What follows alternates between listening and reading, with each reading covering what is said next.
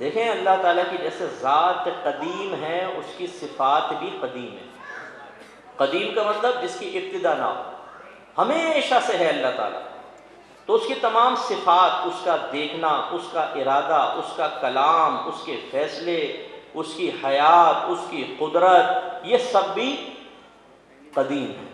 کیونکہ اگر صفات کو قدیم نہ مانا جائے تو پھر یہ ماننا پڑے گا کہ ایک وقت ذات تھی اور صفات نہیں تھی، یہی ماننا پڑے گا۔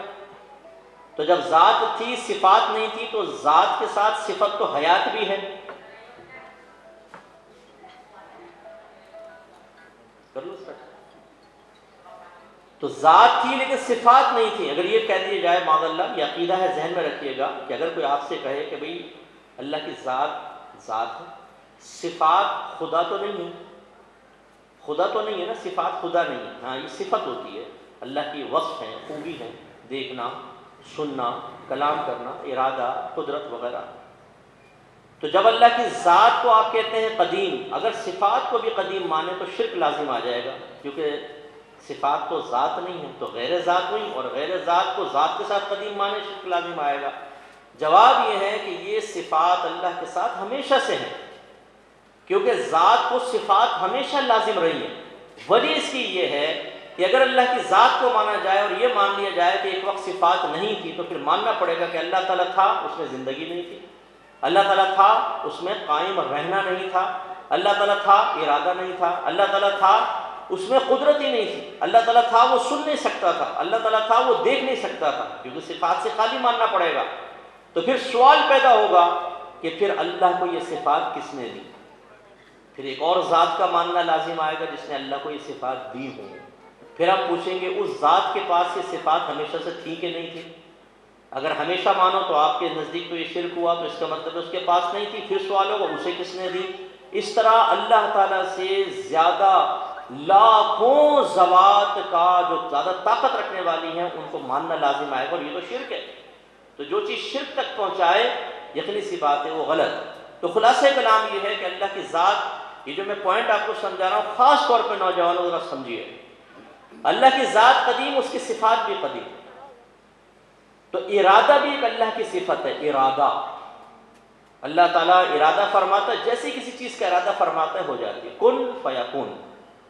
اللہ تعالیٰ جب کسی چیز کو تخلیق کرنے کا ارادہ فرماتا ہے تو ظاہری الفاظ ہیں، وہ فرماتا ہے کن، ہو جا، فیکون، تو وہ ہو جاتی ہے۔ لیکن علماء نے فرمایا کہ اللہ تعالیٰ لفظ کن کے تلفظ کا محتاج نہیں ہے، بس وہ ارادہ کرتا ہے فوراً چیز ہو جاتی ہے۔ اس کا مطلب یہ ہوا کہ اللہ کے ارادے جب ازلی ہیں، ہمیشہ سے ہیں، تو اب یہ قرآن میں اللہ کیا فرما رہا ہے؟ رضی اللہ عنہم ورضوا عنہ، اللہ تعالیٰ ان صحابہ سے راضی ہو گیا، یہ صحابہ اللہ سے راضی ہو گئے۔ بتائیں یہ ارادہ ازلی تھا کہ نہیں تھا؟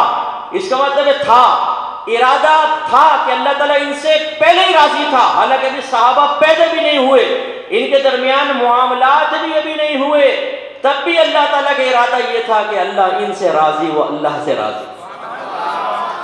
علم بھی اللہ کی صفت قدیمہ ہے، اس کا مطلب اللہ پہلے ہی جانتا تھا کہ صحابہ کے مابین کیا ہونے والا ہے، اس کے باوجود ازل سے اعلان فرمایا اللہ ان سے راضی، وہ اللہ سے راضی۔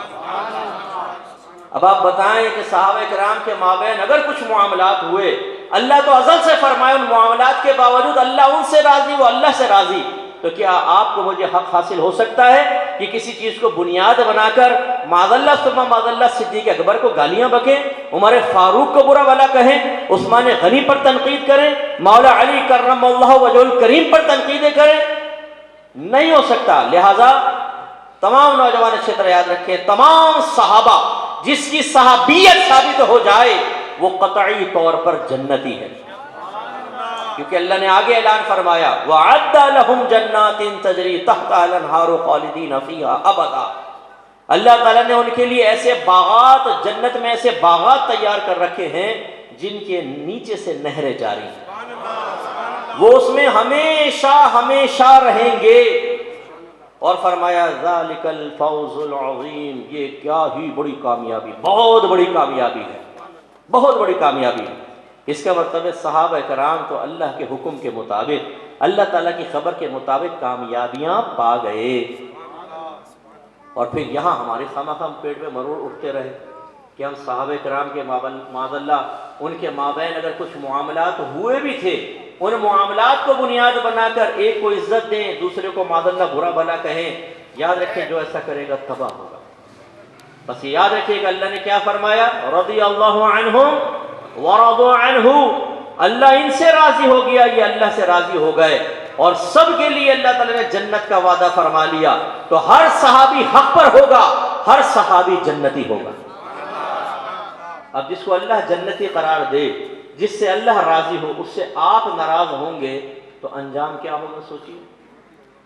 آپ کے علاقے کا ایک M P A M N A ہو اور وہ کہے کہ جی میں اس بچے سے راضی ہوں، یہ میرا رشتہ دار ہے، قریبی ہے، اور آپ اسی کو آ کے اس کے سامنے گھوسے مارنا شروع کر دیں، بتائیے وہ اپنی پاور اور سورس یوز کرے گا نہیں کرے گا؟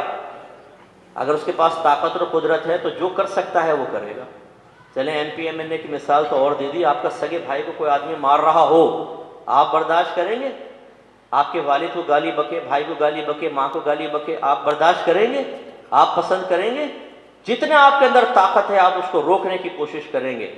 یہ ہوگا کہ نہیں ہوگا؟ کیوں؟ اس لیے کہ آپ کے دل میں اس کی محبت ہے، وہ آپ کا قریبی ہے۔ تو جب قریبی کو برا بھلا کہا جاتا ہے، جس سے آپ محبت کرتے ہیں اسے کوئی برا بھلا کہتا ہے، سب سے پہلے آپ کے قلب میں ناگواری پیدا ہوتی ہے۔ پھر اگر اللہ نے آپ کو طاقت اور قدرت دی ہے تو آپ انتقام لیتے ہیں۔ تو اللہ کے بارے میں کیا خیال ہے جو تمام طاقتوروں کو طاقت فراہم کرنے والا ہے؟ تمام دنیا کے خزانے، تمام طاقتیں اسی کے دست قدرت میں ہیں، اور وہ جن سے راضی ہو اور جن سے محبت فرمائے، اگر کوئی ان کو گالیاں بکے گا تو اللہ تبارک و تعالیٰ اس سے کیسا انتقام لے گا۔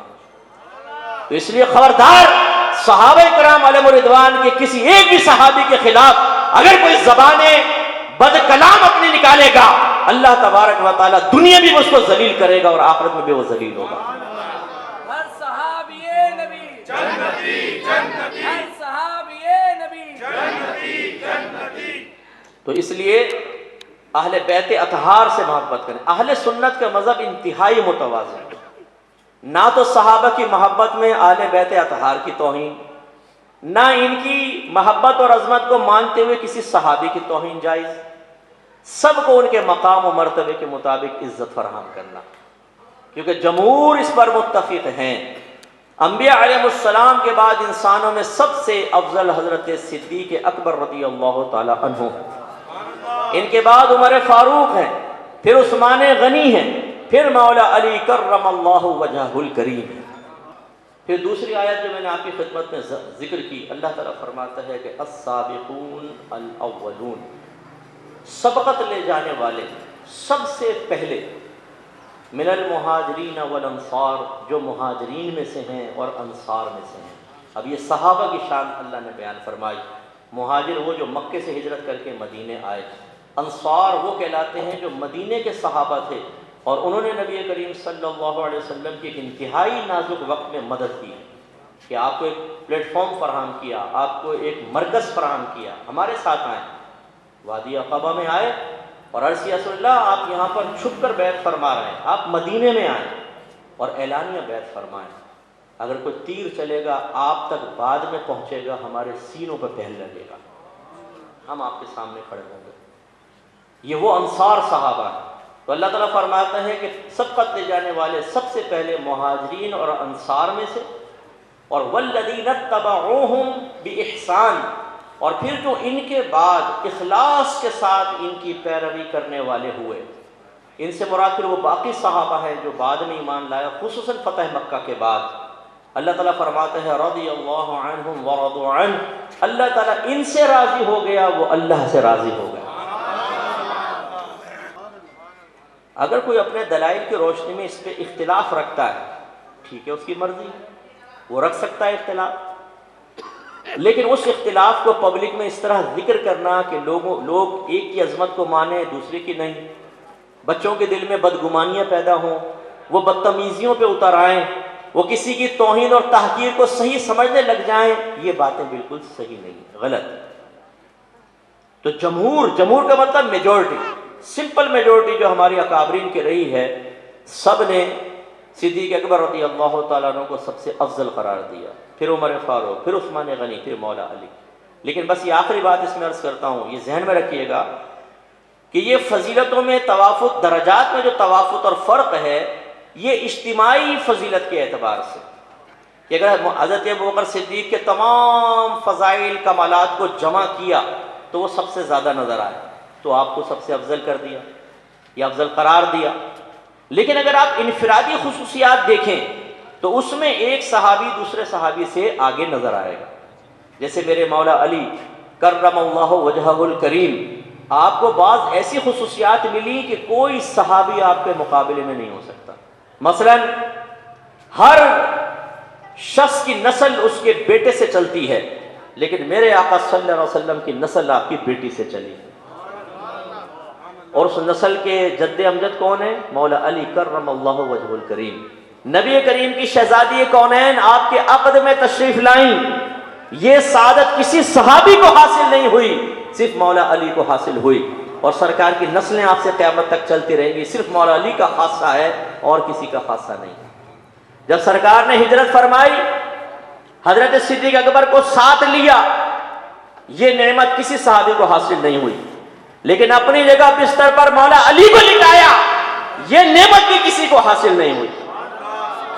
اور مولا علی کا یقین اور اعتماد دیکھیے کہ سرکار نے آپ کو کہا کہ علی آج ہمارے بستر پر آپ لیٹیں گے، اور صبح یہ کفار کی لوگوں کی امانتیں یہ واپس کر دیجیے گا۔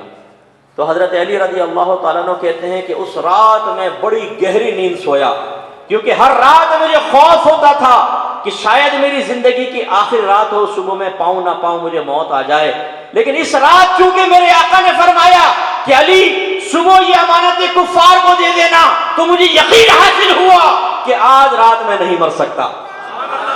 میرے نبی نے فرمایا صبح امانتیں دینا، تو بڑی گہری نیند سویا۔ یہ پختہ یقین ہمیں بھی پیدا کرنا چاہیے۔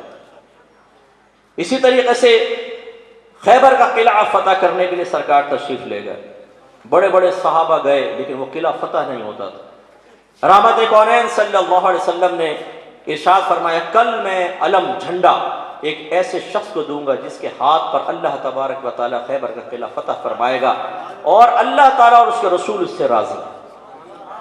صحابہ کہتے ہیں وہ رات ہم پر بڑی بھاری رات تھی، نیند ہی نہیں آتی تھی، ہر ایک اس بات کی توقع اور تمنا رکھتا تھا کاش سرکار صبح میری طرف اشارہ کر دے۔ صبح سارے صحابہ جمع ہو گئے، رحمت کونین صلی اللہ علیہ وسلم تشریف لائے، ہر ایک متمنی کہ آج سرکار کا اشارہ شاید میرے طرف ہو جائے۔ اس وقت کی کیفیت کو ذرا ذہن میں لے کر آیا ہوں۔ سرکار نے یہاں سے دیکھا، جس کو دیکھتے ہو اپنا سر اونچا کر لیتا کہ شاید مجھے سرکار منتخب کر لے، سب کو دیکھا، فرمایا کہ علی کہاں ہے؟ عرض کیا رسول اللہ ان کی آنکھوں میں تو بیماری ہو گئی ہے، آشوب چشم ہو گیا ہے، تو وہ تشریف نہیں لائے۔ سرکار نے فرمایا بلاؤ علی کو۔ حضرت علی آئے، سرکار نے اپنے لعاب دہن اقدس نکالا، علی کی آنکھوں میں لگایا، دونوں آنکھیں فوراً ٹھیک ہو گئی، اور سرکار نے علم ان کے ہاتھ میں دیا اور کہا کہ علی آج خیبر کا قلعہ آپ کے ہاتھ پر فتح ہوگا۔ حضرت علی گئے، روایت میں آتا ہے کہ اس کا دروازہ قلعے کا اتنا بھاری اور اتنا مضبوط تھا کہ کھلتا ہی نہیں تھا، نہ ٹوٹتا تھا۔ مولا علی نے دونوں ہاتھوں سے اس کو پکڑا اور یہ کھینچا، وہ ہاتھوں میں آ گیا، اور آپ نے اس کو اس طرح رکھا، اس کے اوپر سے صحابہ گزرتے ہوئے اندر پہنچ گئے۔ صحابہ کہتے ہیں ہم نے بعد میں اس دروازے کو اٹھانا چاہا تو 80 آدمی بھی مل کر اس دروازے کو نہ اٹھا سکے۔ تو یہ جو طاقتیں تھیں، روحانی طاقتیں، یہ انتخاب اس میں حضرت علی ہی کا خاصہ ہے، یہ کسی اور کو حاصل نہیں ہوئی ہیں۔ تو یوں انفرادی فضیلتیں اگر جزوی فضیلتیں دیکھیں تو اس میں ایک صحابی دوسرے سے بہت بلند و بالا نظر آتا ہے، ہر کوئی ان کا مقابل نہیں، لیکن جو درجات بلند کیے گئے ہیں، درجات متعین کیے گئے ہیں، یہ اجتماعی فضیلتوں کے اعتبار سے ہے۔ اس پر بھی میں نے محتاط کلام یہ کیا کہ اگر کوئی یہ کہتا ہے کہ اس ترتیب کو ہم نہیں مانتے، ہم اپنی ترتیب مانیں گے، آپ جھگڑا نہ کریں، بولا ٹھیک ہے بھائی، یہ کوئی ترتیب ماننا فرض یا واجب نہیں ہے۔ حضرت ابوبکر کو سب سے افضل، پھر عمر فاروق، پھر عثمان غنی، حضرت علی، یہ کوئی فرض یا واجب نہیں ہے۔ جمہور نے کہا، اکابرین نے، ہم نے کام تسلیم کر لیتے ہیں، ہم جمہور کے ساتھ چلنے والے ہیں۔ اگر کوئی نہیں مانتا تو ٹھیک ہے بھائی، آپ کی مرضی ہے، کوئی مسئلہ نہیں، لیکن یہ کفر اسلام کا مسئلہ نہیں ہے کہ اس میں آپ دوسرے کے گریبان پکڑ لیں کہ مان ورنہ ناک توڑتا ہوں۔ ارے بھائی ایسا نہیں، کوئی مانے مانے، نہ مانے نہ مانے، کوئی مانے نہ مانے، اللہ رسول جب مان رہے ہیں تو پھر